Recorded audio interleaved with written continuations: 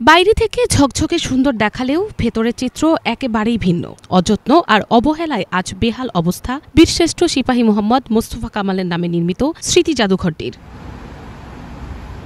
১৯৭১ সালের ১৮ এপ্রিল পাকিস্তানি বাহিনীর সঙ্গে যুদ্ধে শহীদ হন বীরশ্রেষ্ঠ সিপাহী মোহাম্মদ মোস্তফা কামাল। তার স্মরণে ২০০৮ সালে ৫৭ লাখ টাকায় ভোলার আলীনগর ইউনিয়নে নির্মিত হয় স্মৃতি জাদুঘর ও গ্রন্থাগার।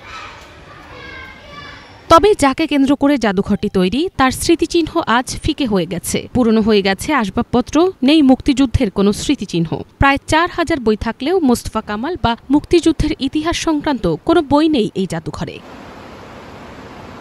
জাদুঘরটির রক্ষণাবেক্ষণের দায়িত্ব জেলা পরিষদের হলেও পর্যাপ্ত জনবল না থাকায় একমাত্র কেয়ারটেকার দিয়েই চালানো হচ্ছে। আমাদের অনেক গর্বের বিষয় যে আমাদের ভোলাতে একজন বিশিষ্ট মোস্তফা কামাল রয়েছে, কিন্তু আমরা প্রথম থেকে দেখে আসছি তার একটা ছবি ছাড়া আর তার মৃত্যু সাল, তার জন্মসাল ছাড়া আর কিছুই না, আর কয়টা বই আছে।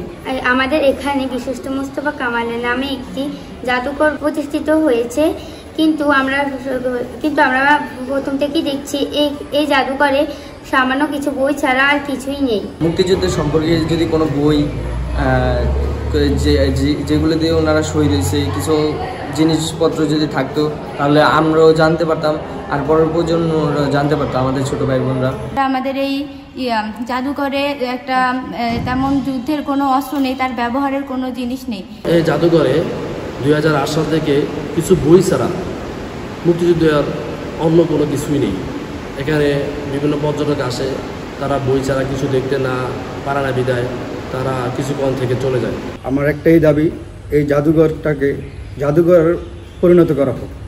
জাদুঘরের ভিতরে অনেক কিছু দরকার আছে, যেমন যুদ্ধের ঐতিহাসিক কিছু দরকার আছে। এগুলা অনেক পাঠকরা আমার কাছে দাবি জানায় যে জাদুঘরে আসলাম, অনেক দূর থেকে আসলাম, কিন্তু এসে আমরা অনেক হতাশ। তবে এই স্মৃতি জাদুঘর সংরক্ষণের জন্য যথাযথ পদক্ষেপ নেওয়ার আশ্বাস দিয়েছেন জেলা প্রশাসক। বাংলাদেশের ৭ জন বীরশ্রেষ্ঠের মধ্যে বীরশ্রেষ্ঠ সিপাহী মোহাম্মদ মোস্তফা কামালের বাড়ি আমাদের ভোলা জেলায়, এবং তার নিজ গ্রামে একটি স্মৃতি গ্রন্থাগার ও জাদুঘর রয়েছে, যেটি আমি এসে দেখেছি যে অনেকখানি বই পুস্তক সেখানে কম রয়েছে, সেখানে সরঞ্জামাদি কম রয়েছে, বা স্মৃতির যে জিনিসপত্রগুলো সেটিও অনেক কম রয়েছে।